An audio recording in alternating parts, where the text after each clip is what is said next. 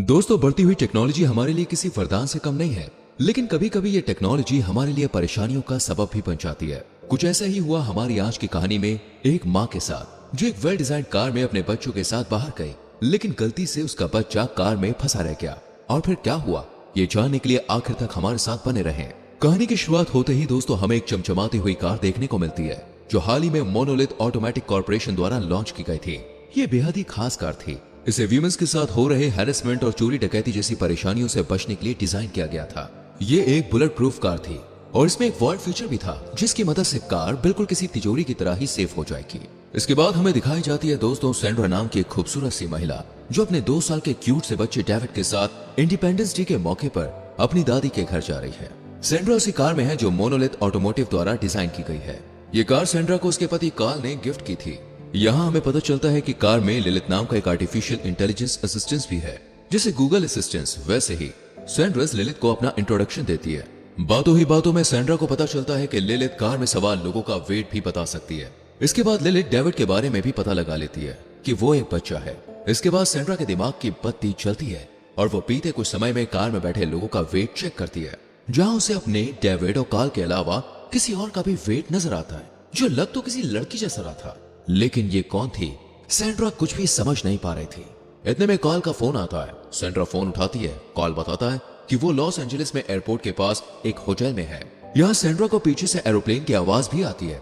Karl Sandra को बताता है कि तुम इसे अपने मोबाइल में दिए गए ऐप के जरिए भी कंट्रोल कर सकती हो। इतने में कार्ल के दरवाजे पर नॉक होता है और वो बिना कुछ कहे फोन काट देता है। इस पर सैंड्रा के दिमाग के तार पूरी तरह से हिल जाते हैं और वो समझ जाती है कि दाल में कुछ तो काला है। इसके बाद हमें एक गैस स्टेशन दिखाया जाता है, जहाँ सैंड्रा रुकती है। वो कुछ सामान लेती है। इसके बाद जब वो पेमेंट करने के लिए जाती है तो टीवी में देखती है कि एक सेफ यानी कि तिजोरी को खोलने के लिए उसे काफी ऊंचाई से नीचे फेंक दिया गया है। तभी सैंड्रा की नजर बाहर जाती है, जहां पर एक लड़का उसकी कार को एक्सप्लोर करने की कोशिश में होता है, लेकिन सैंड्रा कार का फुली सिक्योर फीचर ऑन कर देती है। इतने में वहां पर एक लड़का आता है और सैंड्रा से कहता है कि मैं आपका बहुत बड़ा फैन हूँ। असल में सैंड्रा एक सिंगर है, लेकिन दोस्तों डेविड के जिन के बाद से ही उसने सिंगिंग छोड़ रखी है। अब वो बाहर जाने लगती है, लेकिन तभी वो देखती है कि डेविड वहां नहीं है। सैंड्रा घबरा जाती है और डेविड को ढूंढने लगती है। जब वो बाहर जाकर देखती है तो पाती है कि कुछ लड़कियां डेविड को अपनी कार में बैठाकर उसके साथ खेल रही हैं। ये सब देखकर सैंड्रा का गुस्सा 7वें आसमान पे पहुंच जाता है, क्योंकि वो इतनी देर से डेविड को ढूंढ रही थी, लेकिन इन लड़कियों ने उसे डेविड के बारे में नहीं बताया। इसलिए सैंड्रा उन लड़कियों को बुरा भला कहकर वहां से चली जाती है। सैंड्रा अपनी कार में बैठी ही होती है कि तभी इन लड़कियों के बॉयफ्रेंड सैंड्रा की कार की तरफ आते हैं, लेकिन यहाँ सैंड्रा कार के वॉलेट फीचर को ऑन कर देती है और ये लोग हाथ पर हाथ रखे देखते रह जाते हैं।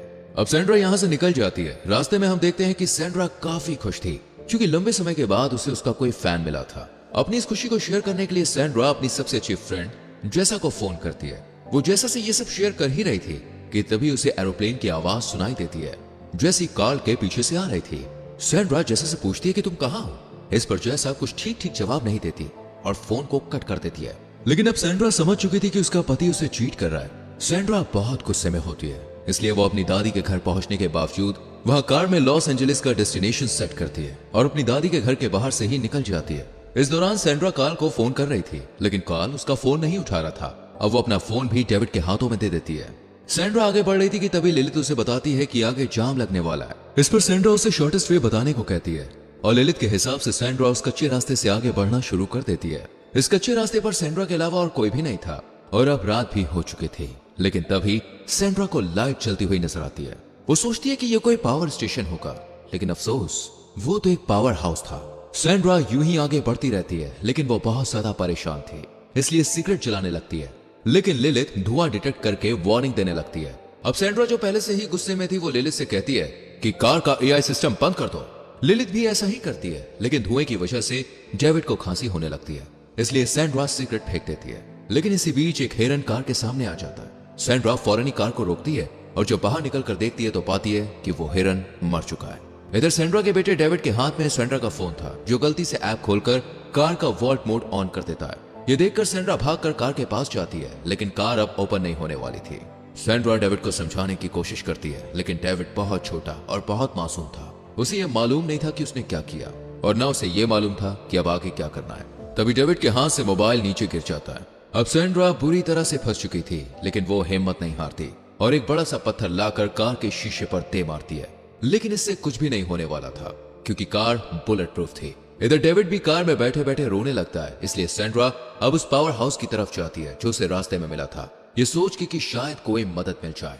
लेकिन इस पावर हाउस में कोई भी नहीं होता सिवाय एक फोन के, जो कि इंडिपेंडेंस डे की वजह से बंद था। लेकिन सैंड्रा यहाँ से खाली हाथ नहीं जाती है। वो एक टॉर्च और बड़ी सी रिंच उठाती है और वहां से निकल जाती है। वापस आकर सैंड्रा कार के ऊपर चढ़ती है और शीशे को तोड़ने की कोशिश करने लगती है। लेकिन तभी यहाँ पर एक भयानक सा डॉग आ जाता है, जो आज पूरा मूड बना के आया था, इस महिला को तो मैं नोच ही लूंगा। लेकिन सैंड्रा भी दोस्तों हिम्मत नहीं हारती और उसे रफा दफा कर देती है। इसके बाद वो शीशे को तोड़ने की भी कोशिश करती है, लेकिन उससे कुछ होता नहीं है। थक हार कर सैंड्रा कार के ऊपर ही लेट जाती है और ये उम्मीद करती है कि शायद कार उसे फोन करेगा और मदद करने भी आएगा। लेकिन सैंड्रा जानती थी कि ऐसा होने वाला नहीं है। यहाँ सैंड्रा की आंख लग जाती है और जब खुलती है तो वो देखती है सूरज तेजी से चमक रहा है। सैंड्रा को याद आता है कि यहाँ आते वक्त उसने एयरपोर्ट 1 का कोई बोर्ड भी देखा था, यानी अब उसे मदद चाहिए तो वो पॉइंट ढूंढना होगा। इसके बाद सैंड्रा डेविड को देखती है और फिर उसे अकेला इस सुनसान रोड पर छोड़कर एयरपोर्ट ढूंढने के लिए निकल पड़ती है। गर्मी बहुत तेज थी और सैंड्रा काफी चल भी ली थी, इसलिए अब उसे प्यास लगने लगती है। तभी उसे एक नदी नजर आती, लेकिन वो इस नदी में से पानी पी नहीं पाती क्योंकि इसका टेस्ट बहुत ही खराब था। काफी मेहनत के बाद वो उस जगह पर पहुंच जाती है, लेकिन यहाँ पर सिर्फ एक ही प्लेन होता है और वहां कोई भी मदद करने के लिए नहीं होता। लाचार सैंड्रा एक टायर को जला देती है ताकि कोई इस धुएं और आग से मदद करने के लिए आ सके और एक खाली बोतल लेकर वहां से निकल जाती है।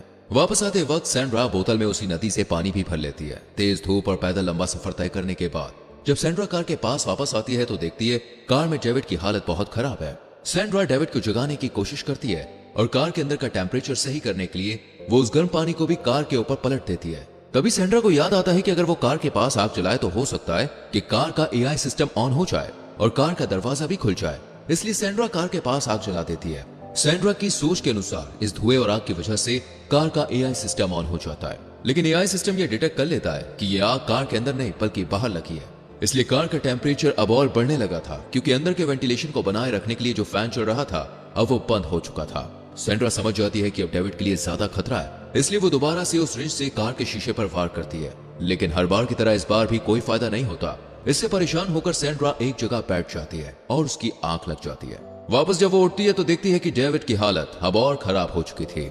लेकिन सैंड्रा लाचार थी, उसे लग रहा था कि अब तो शायद डेविड मर चुका होगा। लेकिन तभी डेविड अपना हाथ हिलाता है जिससे सैंड्रा की एनर्जी वापस आ जाती है। इतने में वहां वही जंगली कुत्ता वापस आता है और सैंड्रा पर हमला करने लगता है। सैंड्रा कुत्ते से बचने के लिए कार के नीचे चली जाती है, जिसके बाद वो कुत्ता हिरन की बॉडी को खाने लगता है, जिस वजह से कार पीछे की तरफ जाने लगती है। ये देखकर सैंड्रा घबरा जाती है और कार को पीछे जाने से रोकने लगती है। कार को रोकने के बाद सैंड्रा एक जगह बैठी होती है। तभी उसे वो टीवी याद आती है जो उसने उस पावर स्टेशन पर देखी थी और वो सोचती है कि अगर वो इस कार को नीचे फेंक देती है तो हो सकता है कि कार के दरवाजे खुल जाएं और कार में मौजूद सेफ्टी फीचर्स डेविड को बचा लेंगे। वैसे भी डेविड को सीट बेल्ट से अच्छे से बांधा गया है।